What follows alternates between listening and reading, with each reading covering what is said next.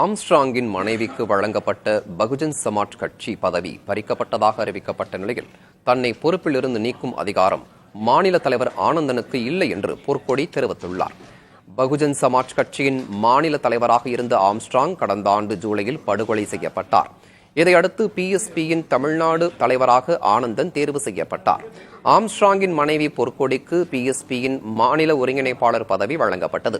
இந்த சூழலில் கடந்த வாரம் நடைபெற்ற பகுஜன் சமாஜ் கட்சியின் செயற்குழு கூட்டத்தின் போது பொற்கொடி தனது ஆதரவாளர்களுடன் மாநில தலைவர் ஆனந்தனுக்கு எதிராக புகார் அளித்ததாக கூறப்படுகிறது. இதனைத் தொடர்ந்து திடீரென அவர் கட்சி பணிகளில் ஈடுபட மாட்டார் என கட்சியின் மத்திய ஒருங்கிணைப்பாளர் ராஜாராம் என்பவரது பெயரில் அறிக்கை வெளியானது. இந்த நிலையில் இது தொடர்பாக பேசிய பொற்கொடி தன்னை பொறுப்பிலிருந்து விடுவிப்பதற்கு ஆனந்தனுக்கு அதிகாரம் இல்லை எனவும் இதுகுறித்து வழக்கு தொடரவிருப்பதாகவும் தெரிவித்தார்.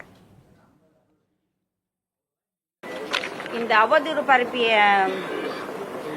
ஜெய்சங்கரும் ஆனந்தன் மீதும் சட்டப்படி நடவடிக்கை எடுக்கப்படும். அதுல இப்போ நாங்க அட்வொகேட் டீம்லாம் இப்போ வர வச்சிருக்கிறோம். அட்வொகேட் டீம்லாம் வர வச்சுட்டு ஜெய்சங்கர் மேலேயும் ஆனந்த் மேலேயும் புகார் கொடுக்க போறோம். அடுத்தது இவர் என்னையும் குழந்தையும் வீட்டில் இருக்க சொல்லியிருக்கிறாரு.